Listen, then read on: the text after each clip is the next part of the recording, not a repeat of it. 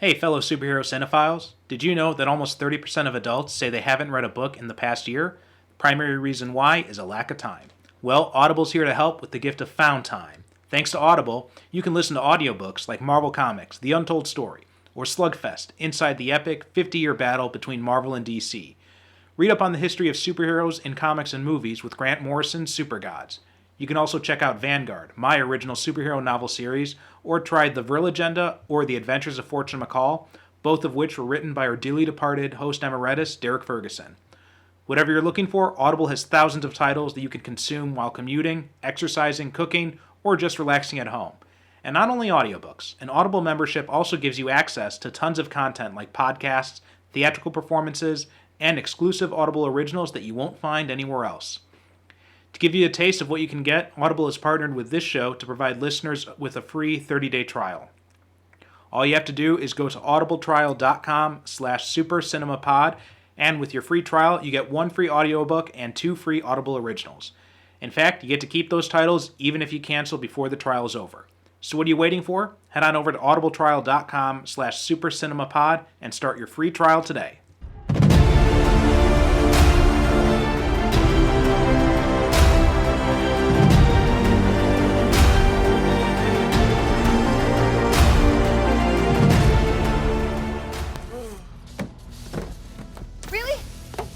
To a car? What are you, a caveman? Shouldn't be here. You tied me up to go off to war?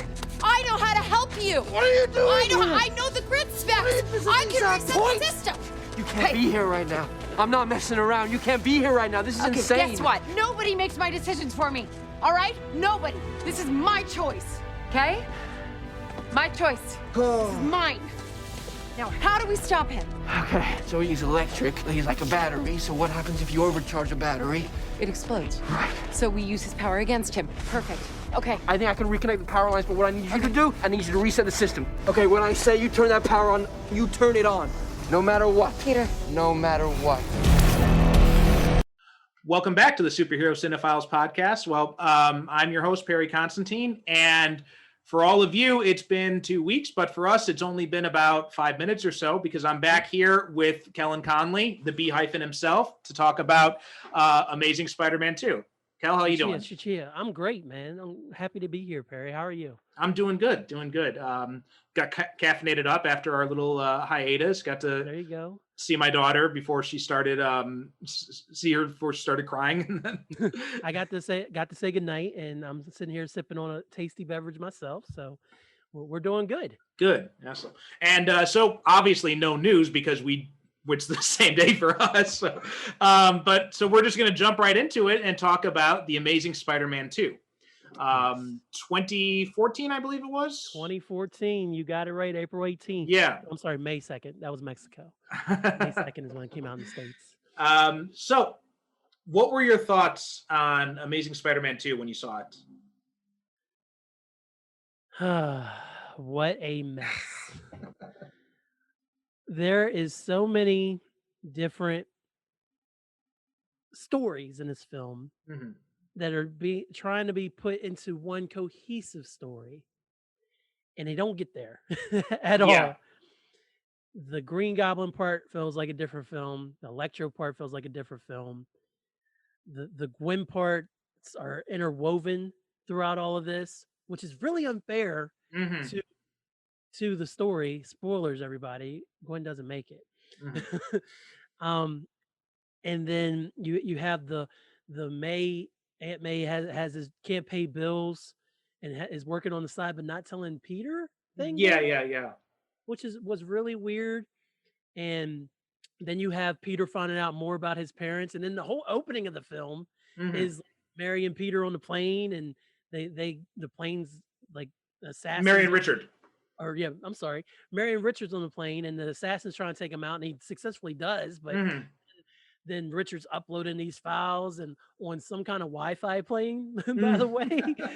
I mean, obviously he was deep in it, but still he's like hanging on that last minute so he can get that 100% uploaded.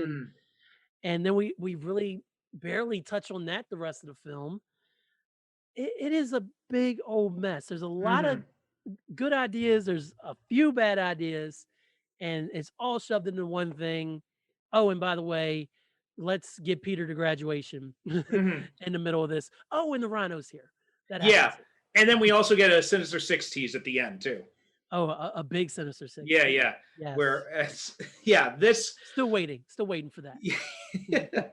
because this was when Sony was trying to do their because after Amazing Spider-Man, right? Avengers came out that same year, and that's everybody realized, oh shit, shared superhero universes are the new thing now. Because Yeah.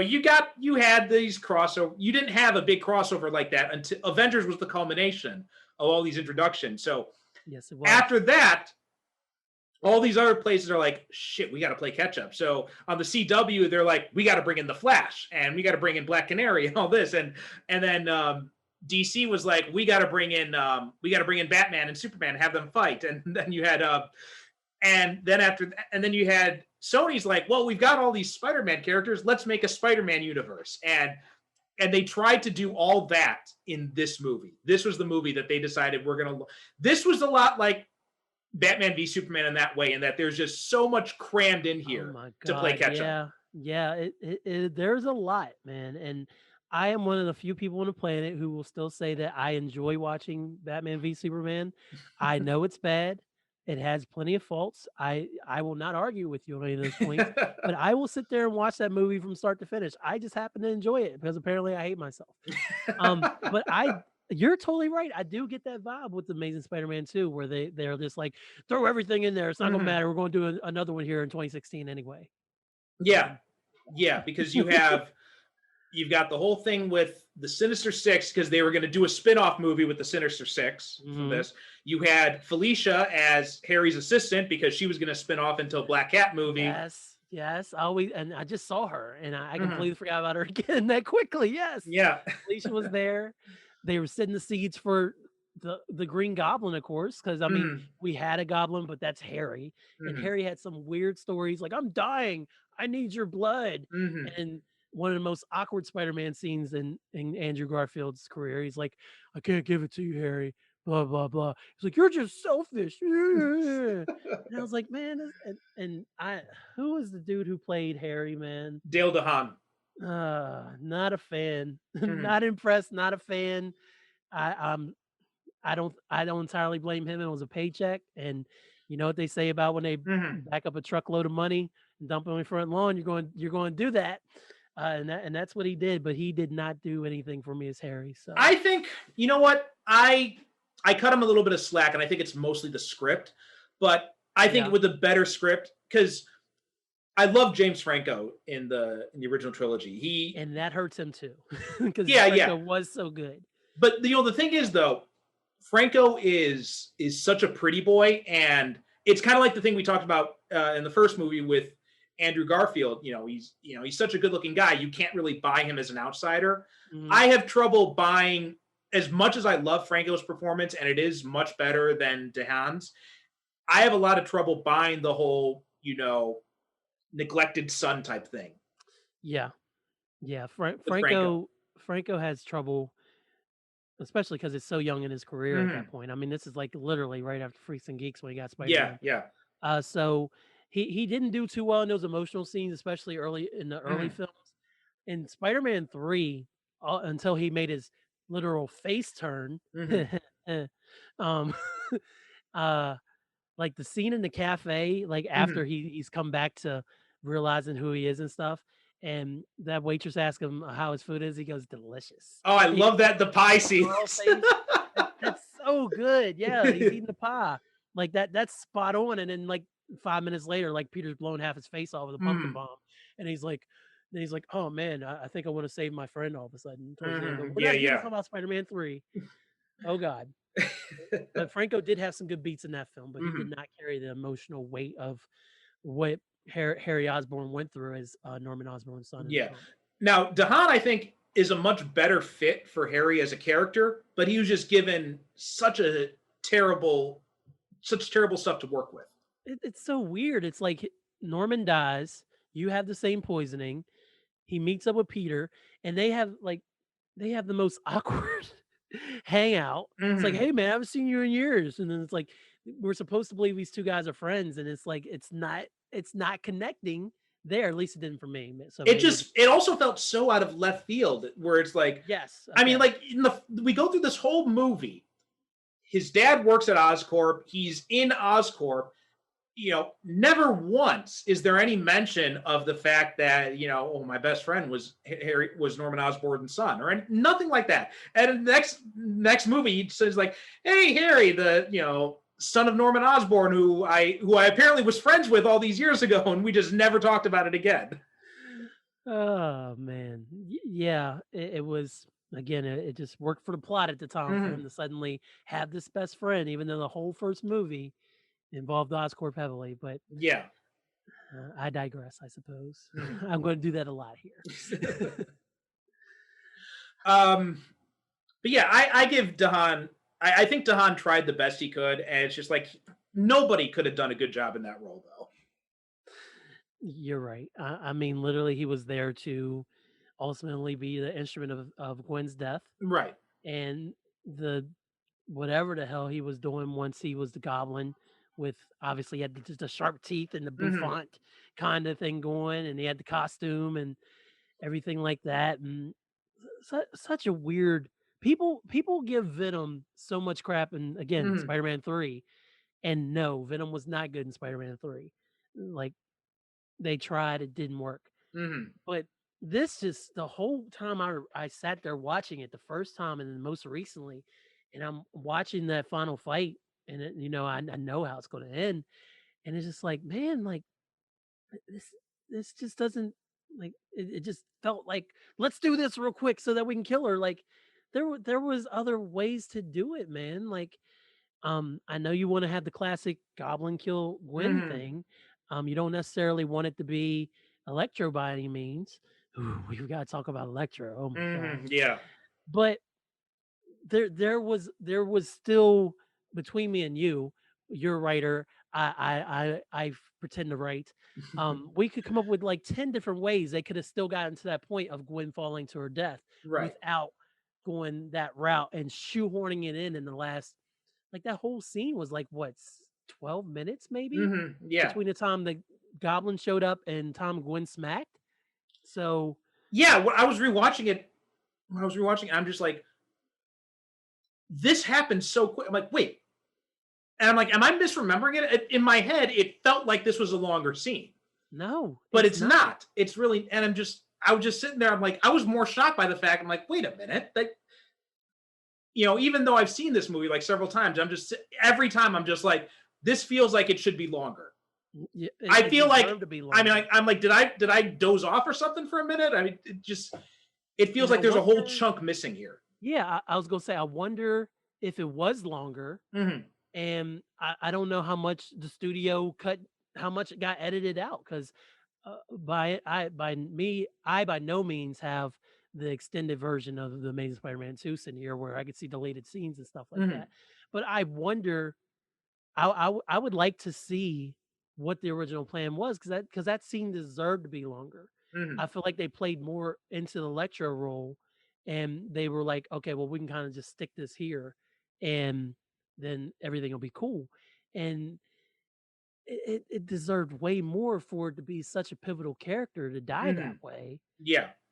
To then just be in that quick scene, because the falling feels a little like lengthy, and the way that eventually when it all ends and she gets to the bottom, like, you feel like he's about to get her. So that's excellently done, because it's like he's right there on the cusp. So it's like, will he or won't he? Will he or won't he? And so I was definitely on the edge of my seat for that. But then by the time it's all said and done, it hadn't been any time at all. Yeah, yeah. And it's, the weird thing is, though, the scene with Electro, once Electro is beaten, there's such a finality to that scene. It feels like the climax of the movie. Yeah. Yes. And it's just like this whole thing. It's like, wait a minute, did we accidentally edit in part of 3 into this movie? And they might have, because it felt like end of the movie vibes. It's like, all right, they saved, everything's over. Let's wrap it up. Let's get everybody to the after party. Yeah. And then it's all of a sudden, it's like, hey, Peter. I'm like, oh, come on, man. I mean, especially because that scene when Harry goes in to find the goblin suit, right? You could have left that as a cliffhanger for the third movie. Yes. That would have been a could've. great cliffhanger for the third movie. Isn't that what they did in Spider-Man 2? Didn't Harry find the stuff? Yeah, exactly. You're right. It's exactly what they did. It was the same thing. He finds the goblin equipment. Yeah. One thing I will say about the goblin in this movie, though, is I like that. I don't like the goblin design here, but I like that they tried to do something a little bit more organic as opposed to just the Power Ranger style mask in the first in that Willem Dafoe wore. One of the most interesting casting choices or costume design choices. It was so weird. Every time I watch that movie and you can see his face moving beneath the black mesh, and I'm just like, yeah. Like how did he not know it was Norman, man? Like you can literally look through there. I'm like, dude, Norman? Like, I'm not Norman. I'm the Green Goblin. Like, dude, I always feel like I'm at Disney World. Big Disney vibes. Yeah, big Disney vibes. But William Dafoe pulled it off is the crazy part. Yeah. Made it believable. Believable, air quotes. So I am glad they tried something a little bit more organic with the Goblin in this movie. They swung for it. It didn't work, but they tried, and I like that. I like that part about it. I'm still hoping for today that I will see just whoever's playing Norman Osborn, or hell, I don't care if it's Osborn, I don't care if it's Kingsley as Hobgoblin. I just want to see someone slip on a classic looking goblin costume, either the purple or green or the orange and blue, and pull that ghost mask over their face, and then it's like that's the Green Goblin. Like, it's not that hard, people. I know you're like, he'll look stupid. Like not in 2021. There's so many ways to do it. Yeah, they could easily do it now. I mean, it's so hard to think about where to begin with this movie because, like you said, there's so much going on here. Well, let's go ahead and start with Electro, man. I was so excited for Jamie Foxx to be playing Electro because he is such a good actor and Oscar winner. Yeah, Oscar winner Jamie Foxx delivered this performance.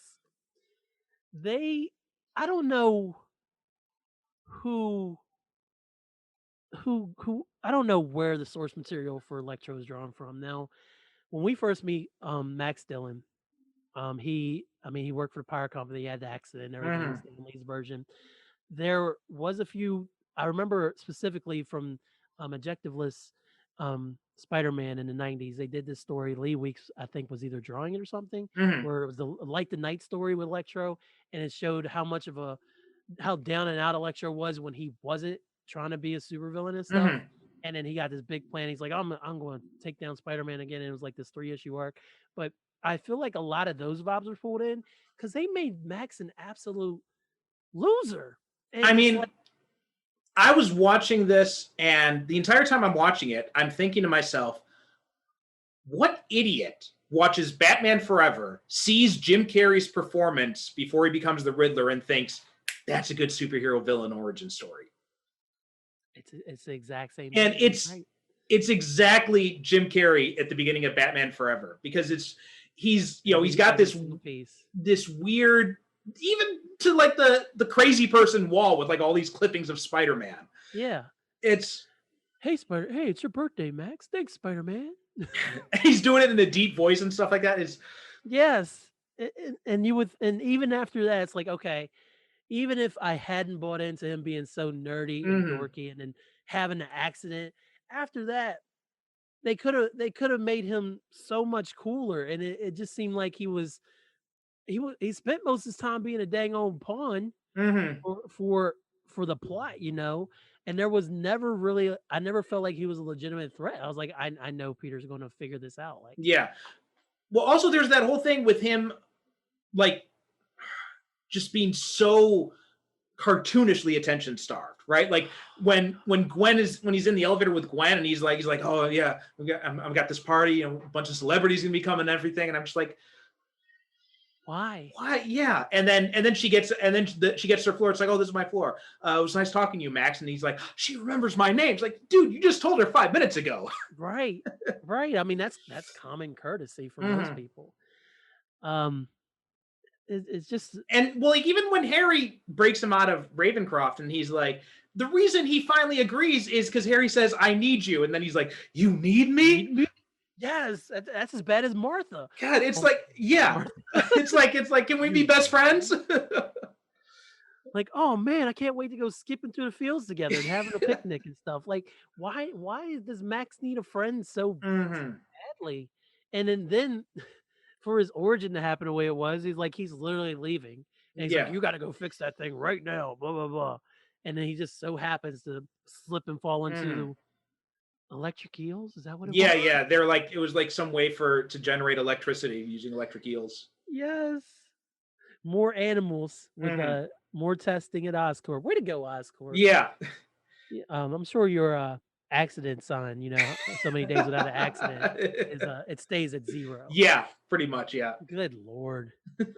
Um, I did enjoy the very first scene that they shared together though, Hmm. with Spider-Man and Max and him saving them and everything. Yeah, yeah. Because again, Garfield's outstanding as Spider-Man this Yes. entire film. Hmm. He brings it. I think he's better as Spider-Man in this film than he was in the first film, and I love that Yes. portrayal too. The costume looks amazing. Exactly. Yeah. Amazing. Like I saw that and I was like, "Oh my god, they nailed it." They They nailed it. nailed it. Yeah. And even the Homecoming and Far From Home versions, obviously we got tweaks and stuff, and that's Hmm. pretty true to it. But the Amazing Spider-Man 2 has the spot on comic book costume. Hmm. And I've never seen it look better. And I would literally just look at high def pictures of that costume because I was just so in awe of it. The one thing that I think that the Homecoming suit improved on was having the expressive eyes. Yes, the eyes That are very cool. that and that was just such a creative way, because that's something they do in the comics, right? And it's obviously it's comic books. You can get away with that It used stuff. to make me mad as a kid. I'm like, his eyes are attached to his mask. Why are they doing that? That's so stupid. Blah blah blah. But then, especially once I started writing and Mhm. stuff, I realized that that's how you convey expression, especially on Exactly. a face that Yeah. never changes. Yeah. You know? And I always thought like, well, they'll never be able to do that in live action. And then they found a way to make it work in live action. Like it was brilliant. Yes. But other than that, like, yeah, and especially the fact that they went with the big eyes in that costume. Yes. Like, I love that. That was because that was my Spider-Man growing up, right? That was like the Mark Bagley Spider-Man with the big eyes that covered like half the face. Exactly. Only complaint I had about Big Eyes is when they try to give him nose holes in his mask, and I was like, you Oh don't yeah, have yeah. nose holes. Like somebody's just gonna be like, "Sup? I know who you are now." Like, come on, that's a little ridiculous. Mhm. The costume is great. The interaction with him and Max, though, is again that's who Spider-Man was. He saved his life. I mean, Mhm. he had a genuine interaction with people. Something that I say on my podcast all the time is like try to have genuine interactions with people. You don't know what they're going through. Right. Max was down in the dumps and he hated his life. Ironically enough, it ended up biting him in the ass later. Spider-Man had a genuine interaction with him. He was kind to him, and that gave Max something to go on. It gave him some hope, Mhm. and it gave him a weird obsession, of course. But again, that just it's really cool how Garfield Spider-Man is really the Spider-Man that we all grew up on from the comics. Yeah. Well, also and the fact that he remembers Max later when he becomes Electro. Oh yeah. I mean, Oh, that yeah. was because like there's not a really good explanation of how much time passes in this movie, but you get the sense that this movie takes place over the span of like several months. Yeah, because graduation day is when it starts, Yeah. and then she's supposed to go. Where was she going again? London. She was going to go to London, Mhm. and in the summer, of course, obviously after school, and then so by the time everything wraps up, it's like fall, right? Yeah, Or yeah, is it? yeah. Yeah, it's like fall Yeah, almost. because well, it's later than that. It's like a year passes at by the end, because you see him Yeah. go with like all the seasons changing. Yes, I was going to say there was a season changing montage. So some time definitely passed, but um But that's even like the something. main events of this movie take place over the course of at least it's at least been like a month between the time when he saves Max and the time when Max becomes Electro. Right? Yeah. It's been at least a month. And how many people has he saved since then? exactly, yeah. And he's still, and it takes a minute obviously because he saved so many damn people. Right. But the fact that he does still remember, right? And that's something Peter Parker exactly, do. yeah. Spider-Man remembers people. I mean, that's the reason why he's so obsessed about dumb stuff, because it's like he he's like, oh, I can't believe I did this, and then he's always beating himself up about something, and it'd be something that anybody else would be able to look over. But that's what makes him who he is, because he remembers things, he's affected by it, and he tries not to repeat his mistakes. He's just so obsessive about his errors and things like that, or his interactions. One thing I think this movie did too, and that made it, I think Garfield elevated his Peter Parker performance in this movie. And I think having the high school graduation helped, because it took him out of that environment, and it was much more like the college Peter Parker. And and you know, you get more of a sense of like the fact, because like in the comic books, Peter Parker is neurotic as fuck. To say the least. Yeah, and Garfield really does a good job of capturing that, I think, in this movie. Yeah, he's all over the place. Like he's trying to figure out what he's going to do and everything after he graduates. He's trying to figure out him and Gwen, and in the back of his mind, freaking George is just chirping like, you can't be with her, you can't be with her. They break up before a graduation party. Like that's such a Peter move. Like literally all he had to do is just go in and enjoy the graduation party. And he's like, no, no. She's like, this is about what my father said to you. It's like, Gwen, I don't want you to get. And she's like, you know what? Blah, blah, blah. And their chemistry again is great, but I feel like again, because their story is so interwoven in these different pieces of the film, that some of it gets lost. And then also, especially with the grand gesture on the bridge with the webs and stuff, that was super cute. I enjoyed that. But then it's like, dog, you really put a big old target on her back. A real big target, because anybody, if Captain George Stacy can figure out who you are, I mean, you literally just wrote your love out to the woman you love on the bridge. Like, maybe not your best move, Parker. Yeah. But you know, I'm glad you mentioned the him and Gwen, because this is, I think they do a really good job of handling, more so than in Spider-Man 2, with the whole, because you had a very similar setup in both the end of Amazing Spider-Man and the end of the Raimi Spider-Man, where Peter decides, you know, I can't be with you because it's too dangerous. And then in the next movie, you've got them having this weird, awkward situation, but it feels a lot more realistic in Amazing Spider-Man 2 than it did in Spider-Man 2. Yeah, mostly because Mary Jane had moved away from him so much in the Raimi film, and then for them to kind of conveniently get put back together by the end, so that she can accidentally find out who he is. Like, he didn't want to tell her who he was. Well, plus the whole thing where he's like, because it makes more sense in Amazing Spider-Man for him to still be trying to stay connected with her and all that, because, you know, it's not really his choice to break up with her. It's he's trying to be the good guy and try to honor George's wishes. But in the Raimi films, it was entirely his choice. And then he's doing this thing where he's reciting poetry to her, and it's just like, it's so bad and cringeworthy. Right, man. He's like leading her on, but he's like, not too close though. Not too close. We can't be together. I'm Spider-Man. I mean, at this party, honoring her new boyfriend. I mean, it's. I love those kind of parties when you. God. What you love is honoring her new boyfriend. God, I felt so bad for John Jameson in those movies, because he's like the best guy. Yeah. And it's like, he even says, like, you know, what about your friend Peter Parker? Aren't you going to invite him to the wedding? And then she's like, no. And literally the moment he lost her is when she did the upside down kiss with him. And it's like, oh, it doesn't feel the same. Probably because you're not suffocating from all the rain. But yeah. But in Amazing, it makes so much more sense. And their interactions feel so much real, because, you know, they both want to be together, but they know there's this thing between them because of George's death and everything. And it's such a real, it feels so real. Like, it feels like such a real interaction with them. I really thought it was cool, the opening of the Amazing Spider-Man 2 with the web swinging, like the first person point of view. Like, when I saw it a little bit in the trailer, I was like, oh, that looks corny as hell. But once you saw it in the movie theater and stuff, I every time that's on, I will stop and watch that scene, because I think that's a really cool scene. And again, that's after years of us watching Raimi Spider-Man swing through the city and does a couple flips. and then sticks the landing next to the American flag because Spider-Man.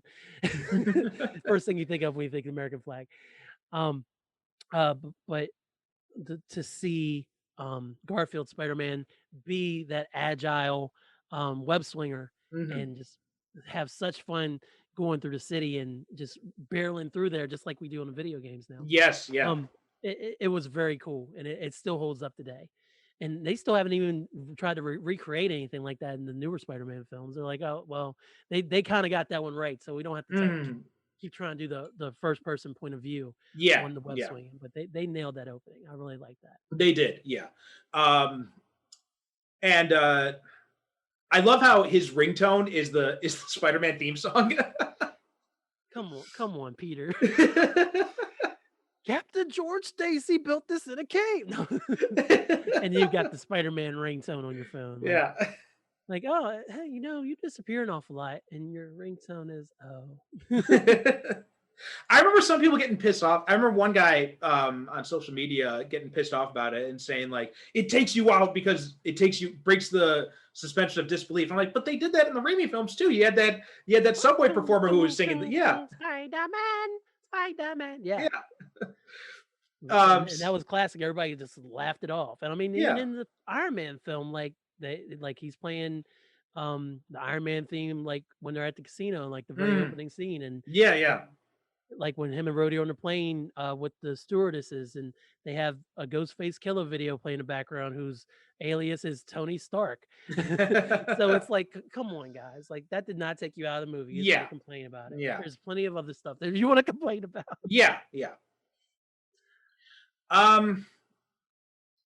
So let's see. Chris Cooper, I thought, what a wasted opportunity. Yeah, because he would have been such an awesome Norman Osborn. And to see by the time I saw this, Norman was the end all be all Spider-Man villain for me. Like it or not, main orchestrator of the Clone Saga. I was a big fan of that final fight between them. Not so much what had happened the years following, before like JMS got a hold of it and stuff. Like Paul Jenkins did some cool Goblin stuff. He had the Return of the Goblin story. I just reread that recently. That was really good. Yeah, I got that back there. In fact, and it had such an ambiguous ending, right? Because it looked like he was gonna kill himself, and especially you get that silent panel with the outside, and then the next with the birds flying, you get this. Oh my God, he shot himself. Right. And then they bring him back, and they just like, oh no, he didn't.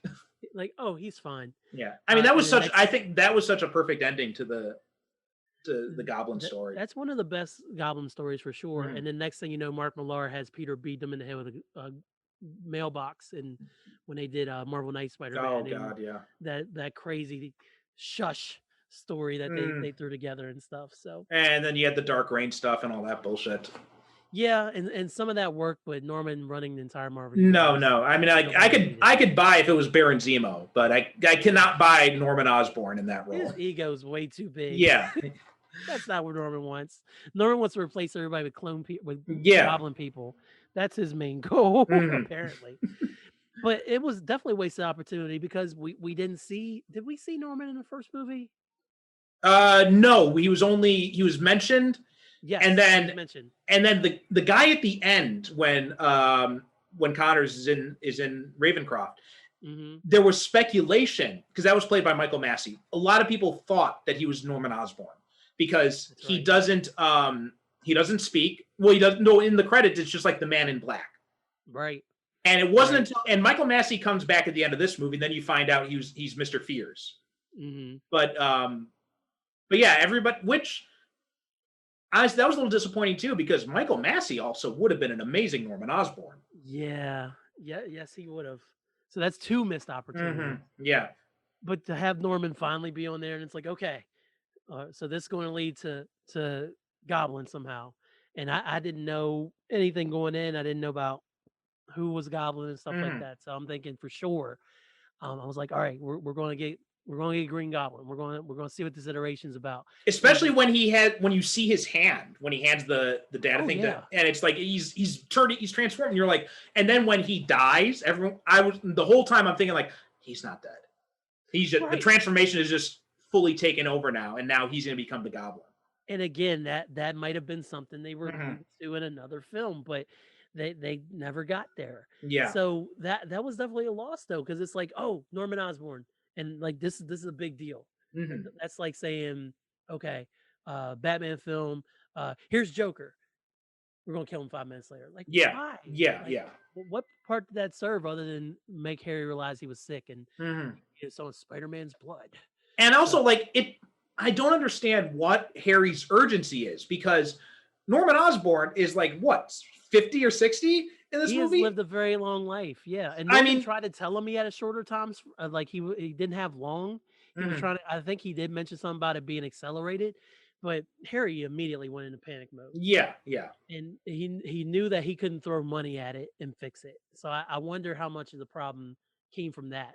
Because as an Osborn, he's always had money. Yeah. And for him to not be able to just throw money at his medical issue that'll go away, and he literally has to figure something out on his own, that became immediately frustrating for him, and just showed how hot-headed he was. And they're trying to show Harry's hot-headed side, because obviously Harry was more of a hothead than Norman was, even with the Goblin formula at its peak. Like, Norman was not quick to anger. Norman was always like, okay, I'll remember that. And then I'll come back and get you later. Harry was always like, he was always so emotional, because to get real deep into it, that stems from the abuse he suffered at Norman and neglect and stuff like that in the comic books. Shout out to Spidey Kicks Butt for writing all those articles all those years ago about it. But that's just him trying to survive after his mom died, and that's who he was. And then of course he kind of became, not in the comics so much, but then him and Peter became best friends, and he was the one with the money and things like that. And so that's kind of who he developed into. There was no reason for this iteration of Harry Osborn to be so quick to like, I have to figure this out now. I'm dying. I have like 10 hours left. It's like, no, bro, you probably can sit down and breathe for a second. Yeah. But it's just the plot requires him to. It didn't. It's just and they're just in such a rush to get all this stuff in this movie. It's a very fast movie. Like, a lot is happening all the time. Like, it's nonstop. And I was thinking about that. The very first half of Black Widow is like that too. Before we get to the prison and everything, it's very action, breathe, and it's like, okay, it's going down. It's like action, and I'm like, dang, man, this is pretty awesome. And then they slow things down as the movie progressed. And this one is where Black Widow was action with a purpose. Amazing Spider-Man 2 is action, feed the plot, even if the plot doesn't need feeding. Yeah. And we also, Ed, you could tell that they, I love that we get J. Jonah Jameson in this movie, but we never see him on screen because they couldn't get J.K. Simmons back. Yes, yeah. So we did get JJJ, but ultimately, as proven in Far From Home, there is only one person who should grace the screen as J. Jonah Jameson in that. We were talking about the 2 episodes ago when I had Buddy on to talk about Logan, and we were talking about I didn't realize you hadn't talked about Logan, or I had probably been my pick. Like, I would feel like crying for the next 2 hours.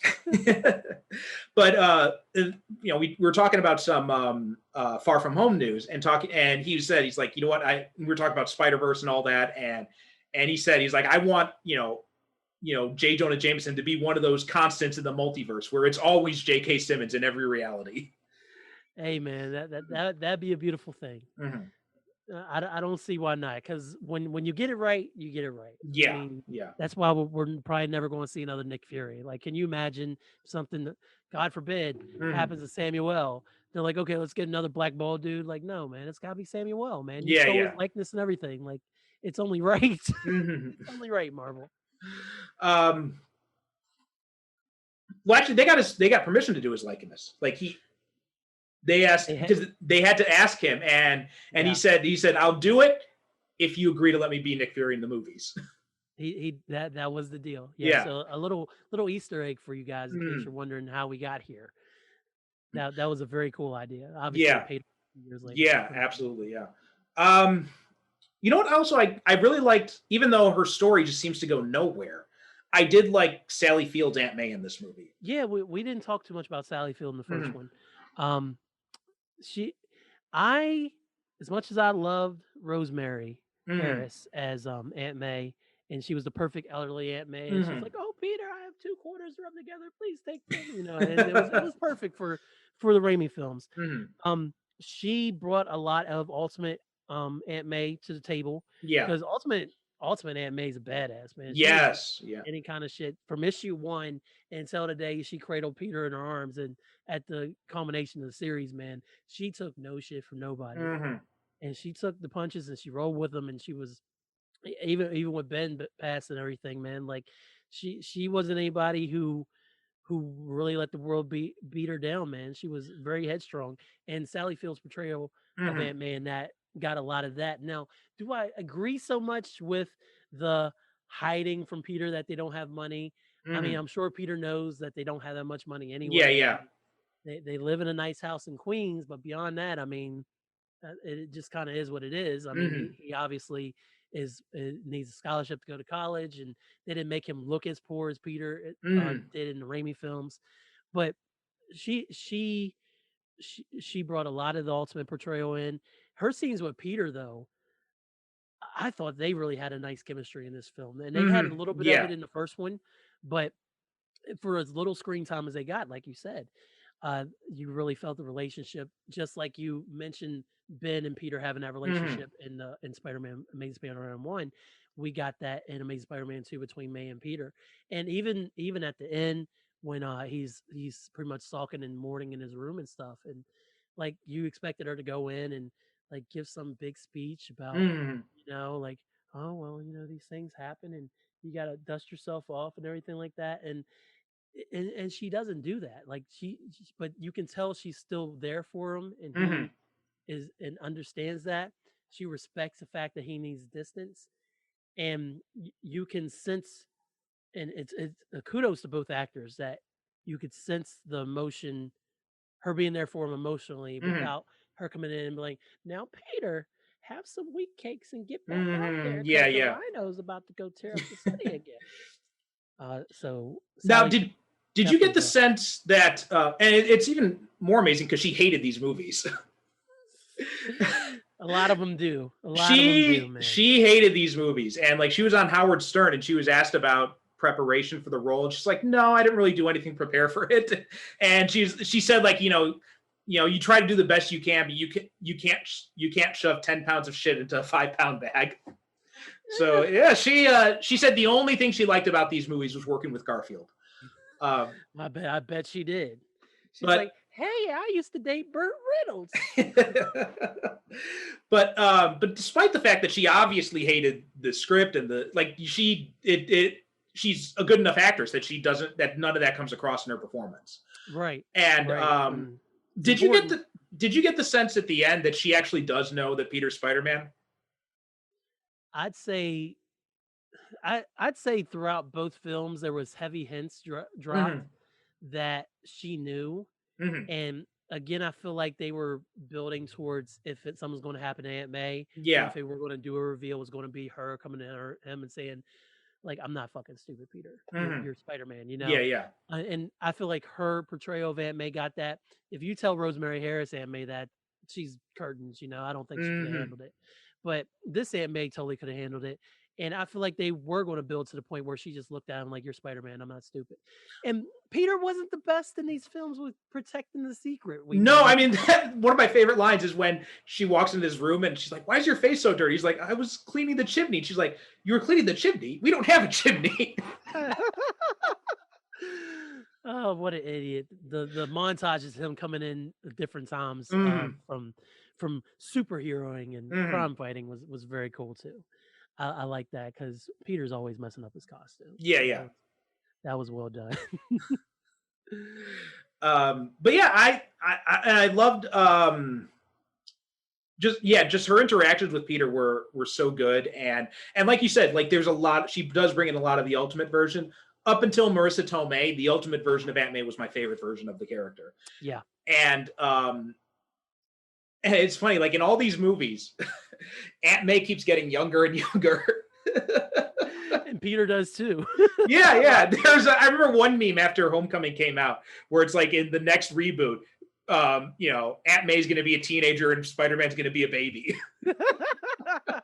Spider baby. Yeah, my wife Angel, we were watching Homecoming, and for the first time, probably within the last year or so, for her, seeing Homecoming and Far From Home, and she's like, she's too young to be Aunt May, and I was like, she ain't that young, but I mean, you look at her, I mean, every dude who's not Peter is literally trying to get in her pants, like even the dude at the restaurant. I know. He's I like, think he loves you. Yeah. Yes.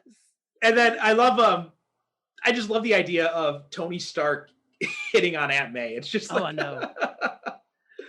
And even the deli guy who ended up getting his deli blown up, he said it in a different language, and then Peter came back and he's like, I'm not making your sandwich.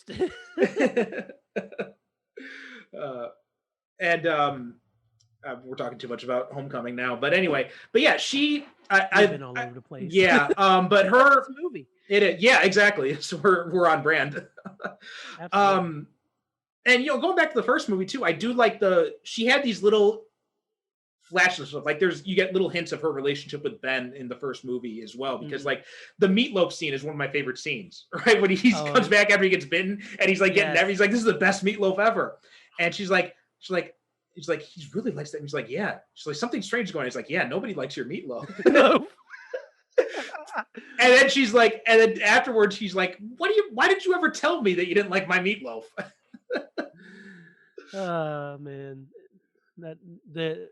those are the sweet moments that we don't get enough, because Ben's ultimately has to die. Yeah.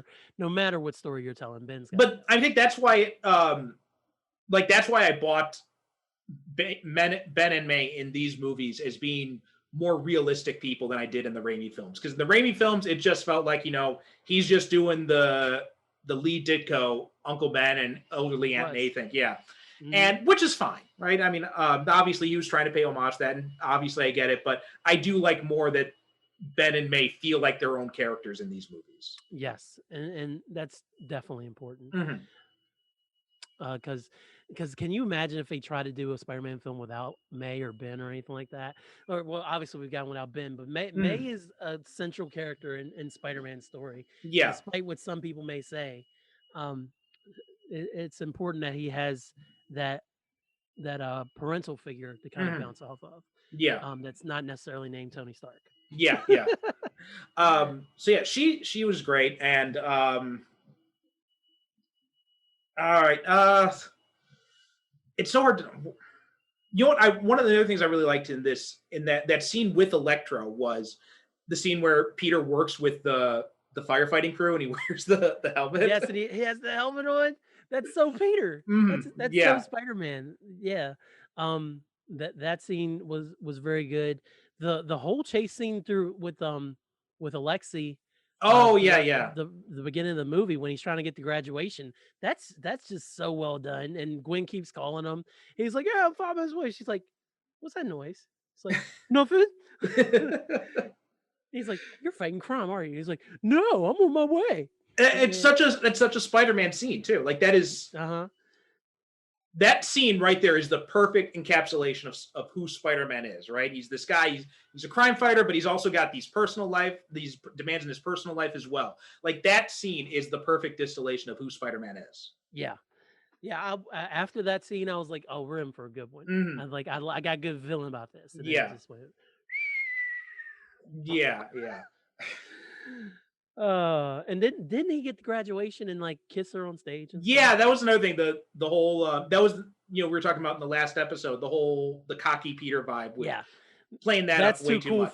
Too cool for Peter Parker. Exactly. Yeah. He does not grab the girl at graduation and do that. And then give the principal or whatever a high five. Right. I mean, it looked great on film. It did look great. Yeah, but it's just not Peter Parker.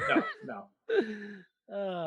But that opening, I'm glad you mentioned that opening scene, and just like the whole thing where he's trying to catch all the vials and stuff. Oh yeah. And then also when he finally beats Alexi and he pulls his pants down with the webbing. Again, that's such a Spider-Man thing.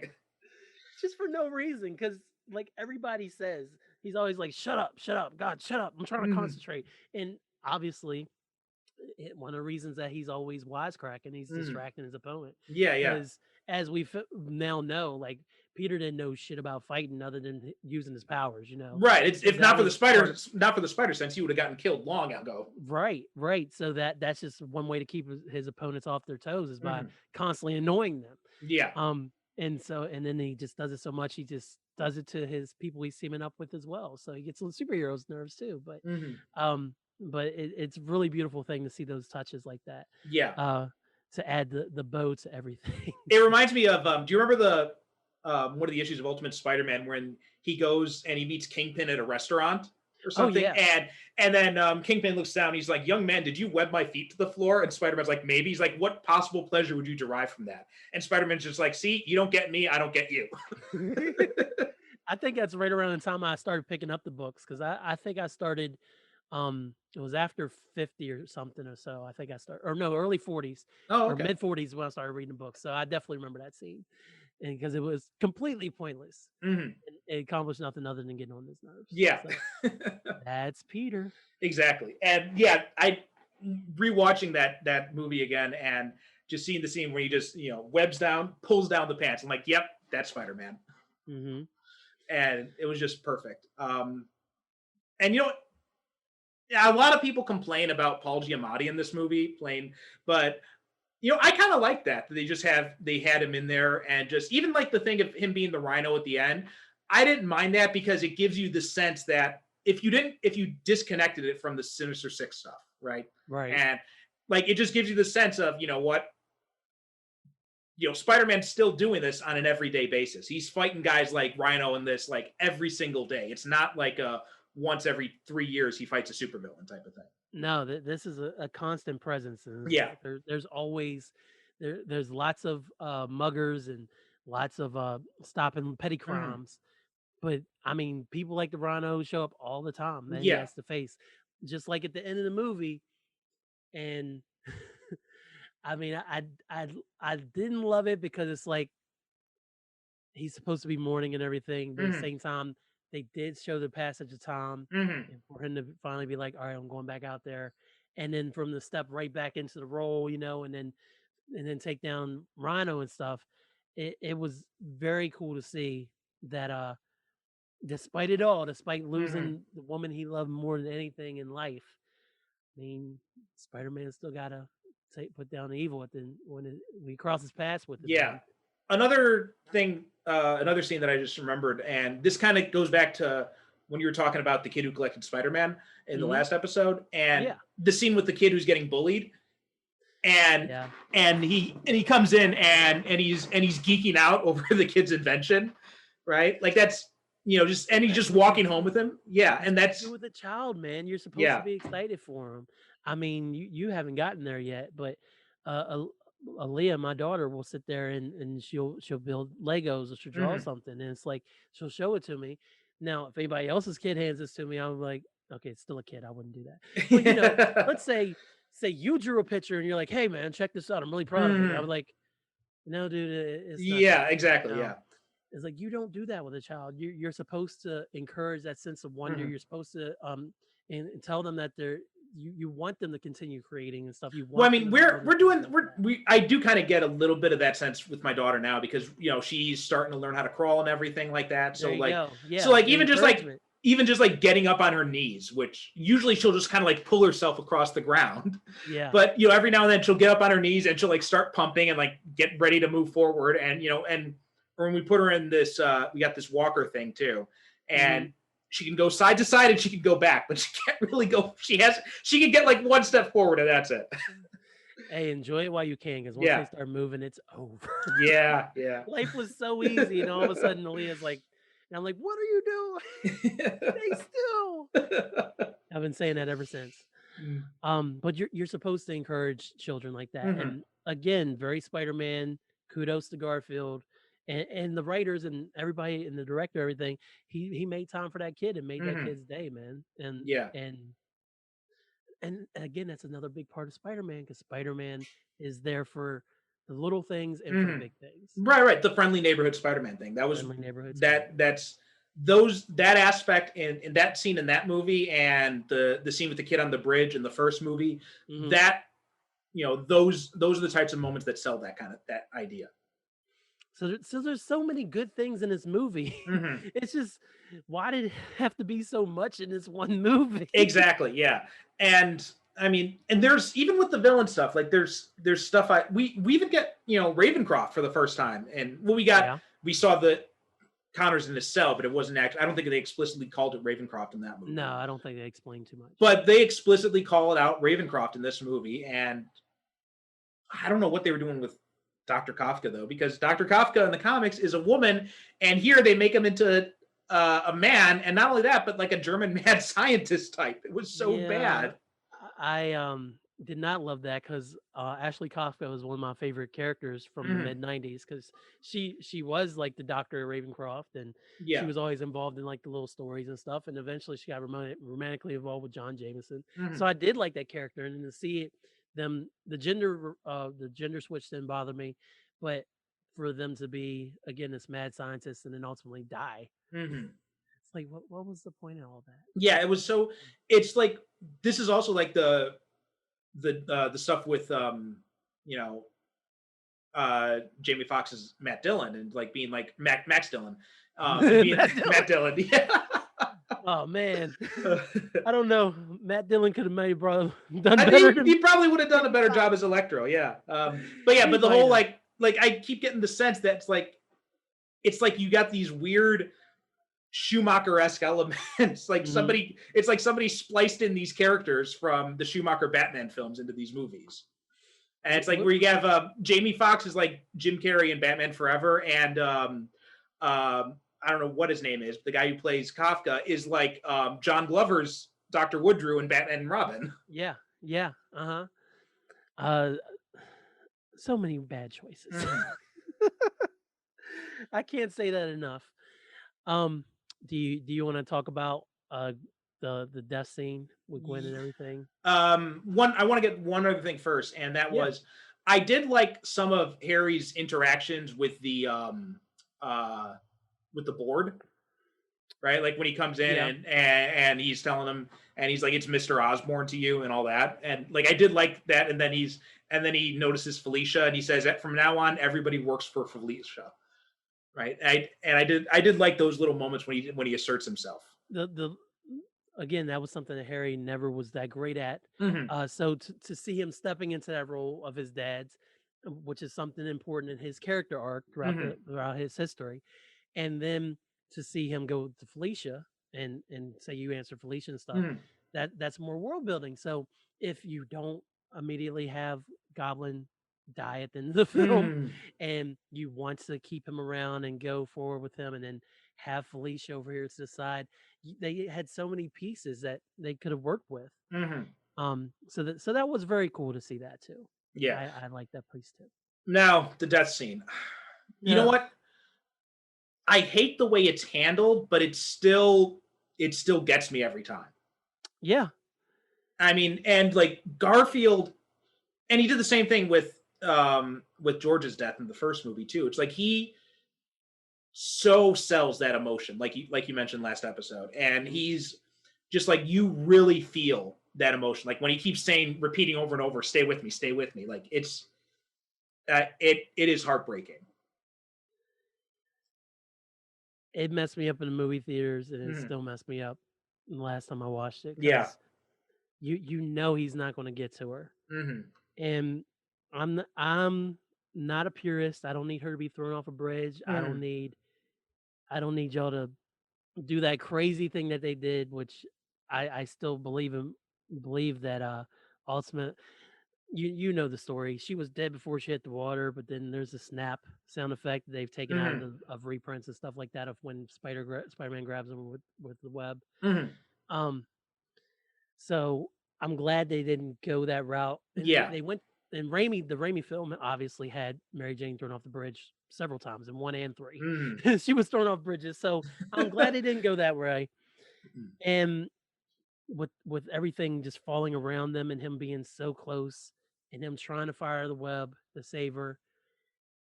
And like you said, the scene feels like it lasts forever Mm-hmm. until she hits the bottom, and they did not do her any favors. They want to make sure you realize Mm-hmm. she hit the bottom, because it wasn't like a slow motion, like and then her.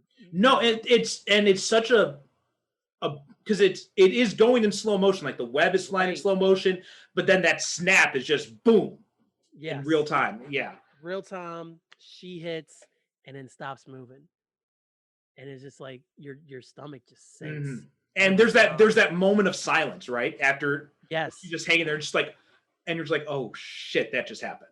Mm-hmm. Yeah, I mean, as much as I hate how that scene happened, like everything orchestrated around it with the goblin coming at the last minute and just being kind of tacked on, And like, her conveniently being there now right. to be picked up in the first place, because she was involved in taking out Electro. Mm-hmm. So I mean, but she wasn't there. I mean, she came into the fight to help Yeah. Spider-Man, and then for her to conveniently be there for the plot, so that Harry can end up doing that to her. Mm-hmm. But I did like how um, she asserted herself to Peter in that, right? When she comes into the power plant and she's like, she's reading him the riot act. Well, And they were fighting over that the whole movie, though. yeah. Again, that goes back to her dad saying protect her, Mm-hmm. and then she's like, "You don't have to protect me. I can take care of myself," and all the details that go with that. So Yeah. and again, that speaks to their chemistry, because Gwen and Peter didn't get along all the time. They Mm-hmm. didn't get along a lot in this movie. Yeah. Some of it was a little overly dramatic with the breakups and the whole Mm-hmm. I'm going to go to London with you and things like that. Mm-hmm. They needed those set pieces to move the plot along and make this scene way more. Yeah. So to see them have that argument, they were arguing right before Green Goblin showed up, Mm-hmm. Yeah. and then for her to be gone like minutes later, like Mm-hmm. his last memories of her, it wasn't even like a happy memory. It wasn't even Mm-hmm. like he got to tell her goodbye or anything. It was literally like we're bickering, and then now you're dead. Which is how it works in real life too, which makes it Yeah. such a real moment too. Yeah, and yeah, like all that stuff surrounding the death, aside, but just like that, those moments were handled so well. And that's why this is such a frustrating movie, because there's so many good elements in it. Right, because if it's hard for me to tell somebody that one of the best Spider-Man scenes is in Amazing Spider-Man 2, Mm-hmm. because it's at the end of the movie and you got to go through so much shit just to Yeah. get to it, Yeah. that by the time, like, is it even worth the scene? And honestly, yes. Mm-hmm. It's worth everything else that they put us through this movie to get to the end of this movie, from the minute that Gwen starts falling Mm-hmm. through the Rhino fight. All of that works. Everything works from the beginning of the film up until pretty much Max is introduced, and then Yeah. starts, and then everything in there is just choppy from there. Mm-hmm. So the beginning's strong, the end is really strong. Yeah. I wish there had been a little, I don't know what the rush was or what the mandate was at Sony, that they had to put it out this way, or that they had to. And I get Avengers was big 2 years before, Mm-hmm. but the thing is, and again, DC is still learning this lesson. You can't build shared movie universes overnight. Yeah. That's what they attempted to do. Marvel literally took 4 years to get to Avengers. Exactly. Yeah. And everywhere else is like, we'll do this real quick and everybody will be here and it'll be awesome. It's like, no, unless you have the perfect film, it's not going to work that way. And even so, like, Marvel had the perfect film, but it took time to get there. Yeah, yes, it did. If they had just come out in 2008 with the Avengers, it wouldn't have hit. No, it would not have worked. It would have. It'd been like, what are all these characters doing? We don't have that. There've been no backstory to any of the characters. If you just drop into Avengers without knowing anything about it, you can follow it relatively okay, but you're going to be lost a lot, and you need that world building to really sell that movie. Yeah. And that's something that I think Marvel has learned over the years. I know that Avengers was the culmination of Phase 1, but even with stuff that we saw throughout Phase 2 and Phase 3 and the beginning of Phase 4, a lot of the movies you can just jump in, especially the Mhm. Guardians movies. Guardians Yeah. movies are like a lot of people's um, gateway drugs to the That's MCU how movies. that's how I introduced my wife to them, is through the Guardians movies. There you go. There you go. Because that's the best way to do it. They're funny, they're entertaining, Mhm. and then it makes you say, "Well, you know what? Maybe I will try out something else." Mhm. And then you slowly Exactly. start getting everything else. So to see all these great ideas that could have been different segments of movies, um, and again, I don't know what Garfield wanted to do. I don't know what Emma wanted to do. I but you feel like there was definitely going to be a third one, and Mhm. there was room for all these stories to be told.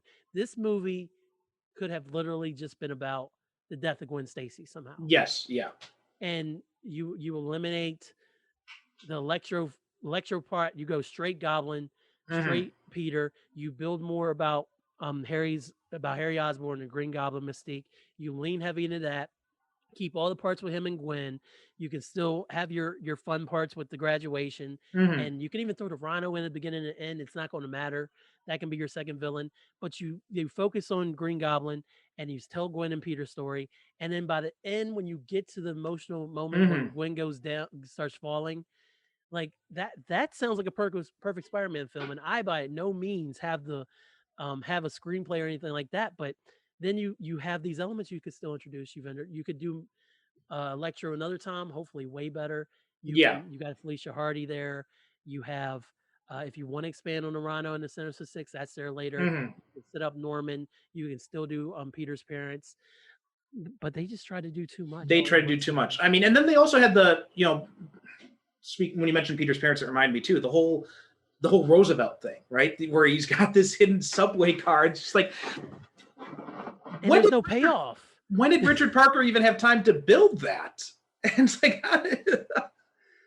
I don't know. And one of the things I didn't like about either of these films, I know Peter's parents died when he was very little. He doesn't Mhm. remember them. He has this desire to know who they are. And I know they really wanted to work on us taking this journey with him to discover more about who his parents really were. None of the parent stuff really worked for me because Yeah, they were such small elements in both films.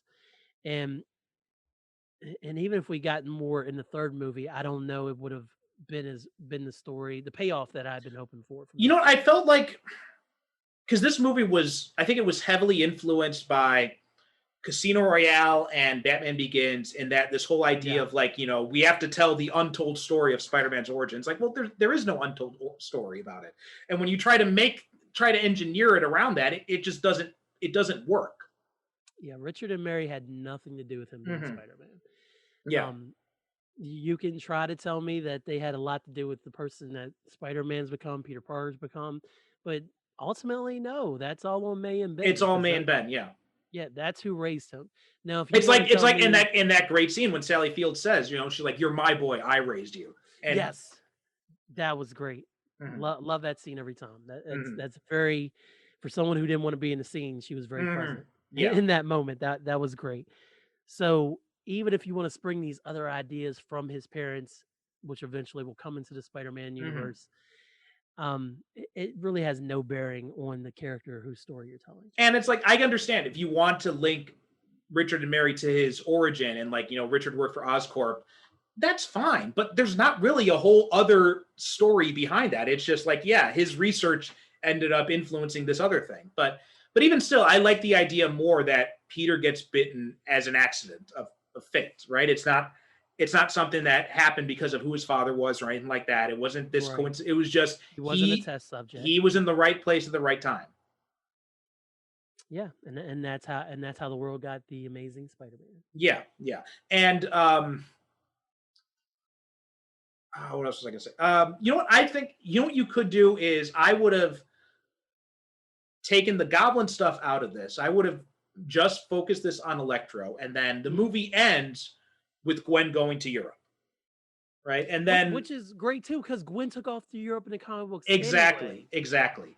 So that would have been great too. Even And if we got then sit through a bad Electro story. yeah, well, I mean, the Electro story I'd still make changes to that too. But even still, like, Please. if you just focus on Electro in this movie, that's all you really need. And then you've got the setup at the end of the movie with Harry transforming and going to the goblin suit, and Gwen going off to Europe now you've got the perfect setup for a third movie. Yeah, your way might be a little bit better.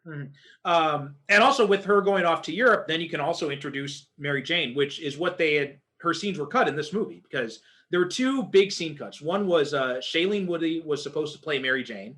Yes. And then the other one is that the very end, and this where you find out that Richard Parker survived, and he comes up to Peter at the gravesite at the end. I'm not sure if you ever saw that scene.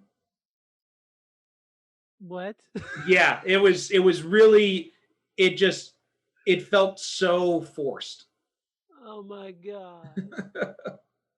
Boy, if Richard Parker came up to Peter Parker in that movie, I'd been done.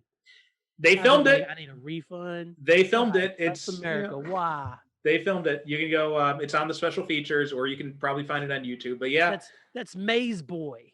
Yeah, they filmed it. Richard. Yeah, he came back to life, and I'm just like, that was like the why. There's just man survived an airplane explosion. Oh my God. Too much, man. Yeah, why? way too much. That's the curse, and it's funny because both these iterations of Spider-Man made the same problems in the last movie. They both tried to do way too much in the last movie. Yeah. And we know what happened with Raimi. Raimi wanted to tell a smaller scale story with multiple villains, and Sony got involved and said, "Hey, well, not even." Yeah, he didn't even. I don't even think he wanted Harry to be a big focus in that third movie. He wanted it to be Sandman as the main focus. Yeah. Like Harry was going to be in there, but Harry wasn't. They were going to set up Harry probably for like the fourth movie, if anything. Yeah. But say la vie, what can you do? All right. Well, comparing these two, like the Amazing Spider-Man movie that did too much and the Spider-Man movie that did too much, which one would you prefer? That's a tough one, honestly. The nostalgia of Spider-Man 3 is what my gut wants to say. But with all its faults, The Amazing Spider-Man 2 it moves so nicely along at a nice good clip. Things are constantly happening. You can get lost quite easily, don't get me wrong, because again, we've said this many times, folks. There's like 17 different things happening in the plot. Exactly, yeah. But it moves along at such a nice clip. Spider-Man 3 slows down quite considerably, at least 2 to 3 times in the middle of the film. So I'd have to say, if I had to choose between the two, I'd say Amazing Spider-Man 2 would be the one that I would watch. I think I enjoy Spider-Man 3 more overall, despite its many, many flaws too. But for being probably the most terrible Spider-Man movie that's been released to date, it goes, the pacing of it is very good, so it's very watchable still, which is crazy. I would put this one above Spider-Man 3. I think it's because even despite all the villain, both of them had the same villain problems. But so you could put that aside because both of them had the exact same villain problems. Where it's just like 3 villains. It's just way too much trying to do too much with these villains, and none of them get the proper amount of development. But everything else in Amazing Spider-Man 2, I think, is better because you've got this really strong core with Peter and Gwen, and the cast is better too. The cast is better, yeah. That chemistry between Garfield and Stone is just so much better than you can't even call it chemistry between Maguire and Dunst because it did not exist. It was like anti-chemistry. So hard on 3, man. They phoned it in so hard. Other than Franco and Dancing Peter, like everybody phoned in all the performances. Yeah.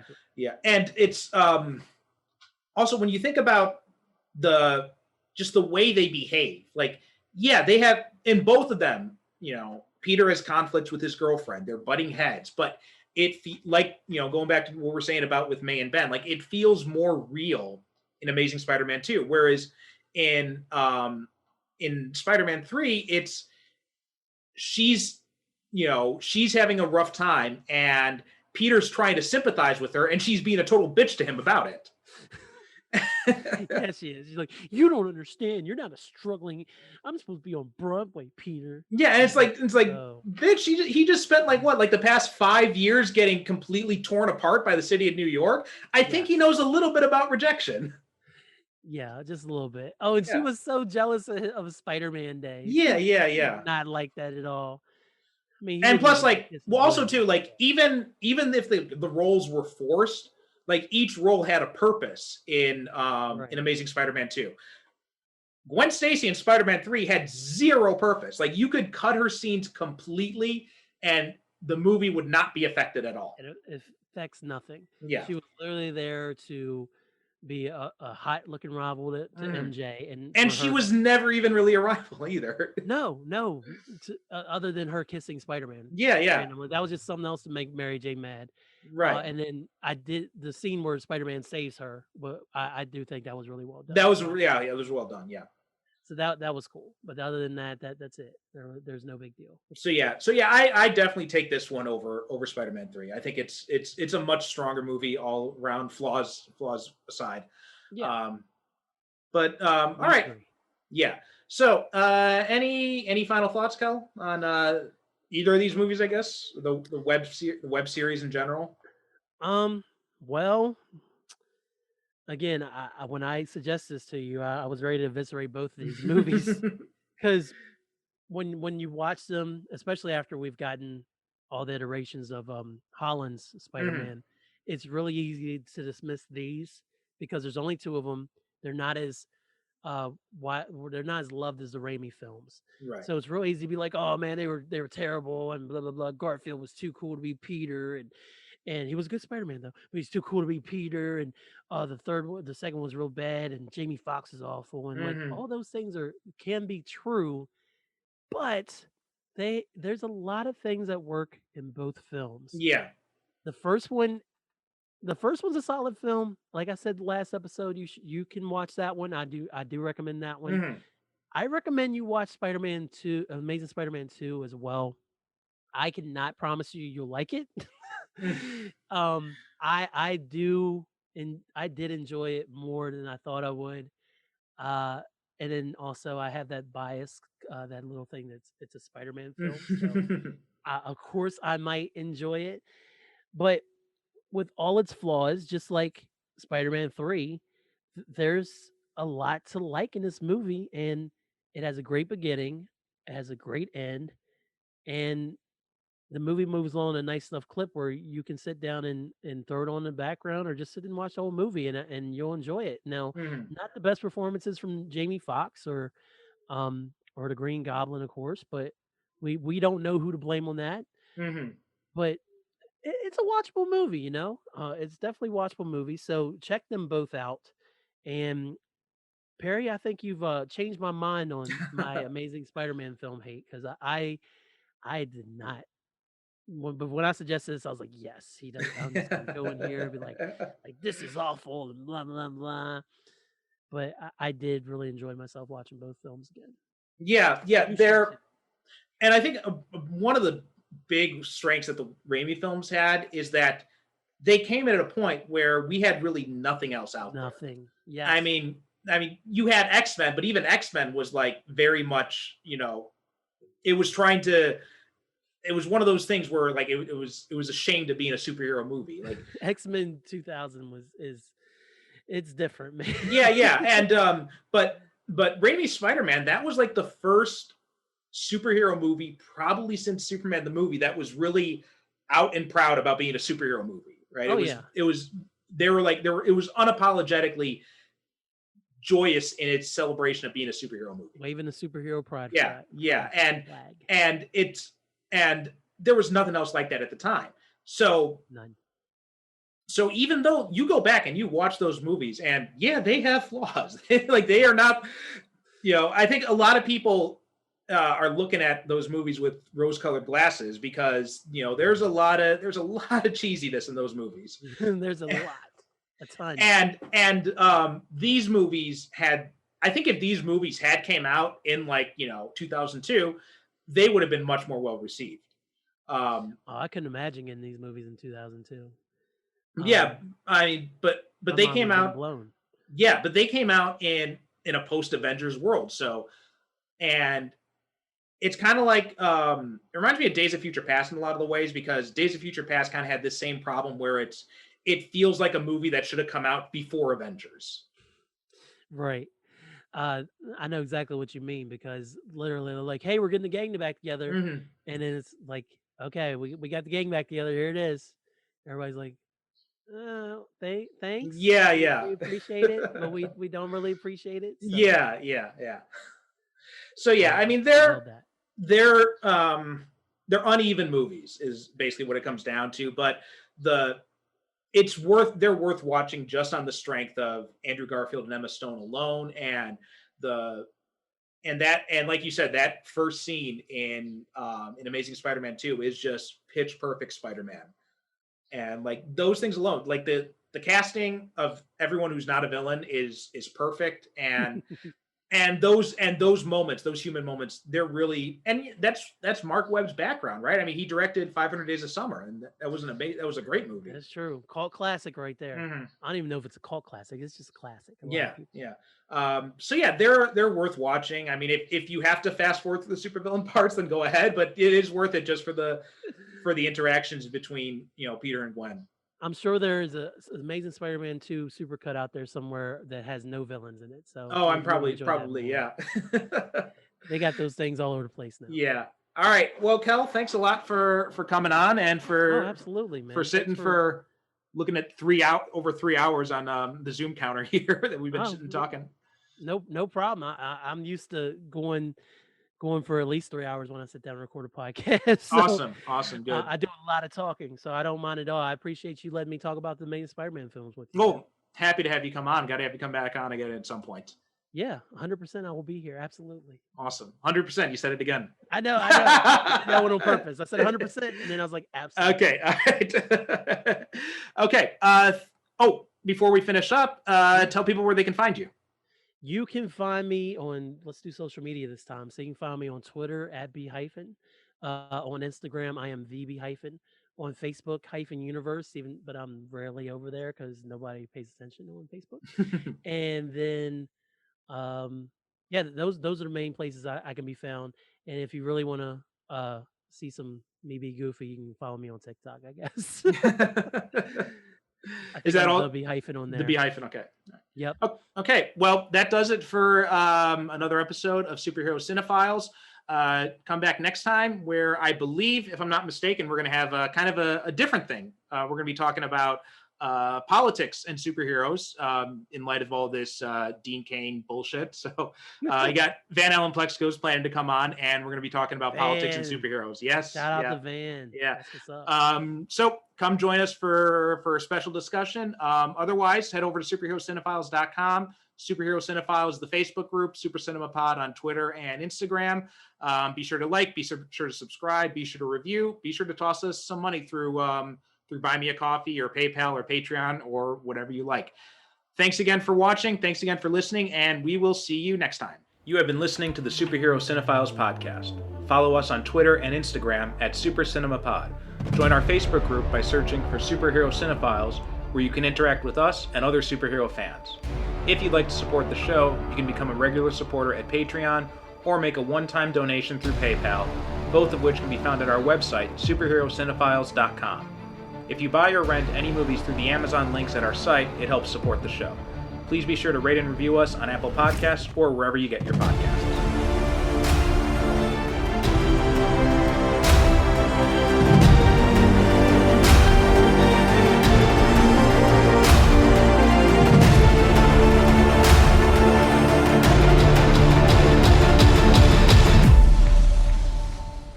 Thank you for listening. And as always, good night, good evening.